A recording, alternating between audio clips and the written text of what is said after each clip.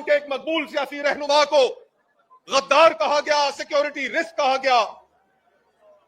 हम इसकी भरपूर मजम्मत करते हैं, पेशावर इसकी भरपूर मजम्मत करता है, पाकिस्तान इसकी भरपूर मजम्मत करता है। यह सिलसिला हमारे लिए कोई नया नहीं। इसी मुल्क में मोहतरमा फातिमा जिन्ना को, इस मुल्क को बनाने वाली की बहन को गद्दारे वतन कहा गया।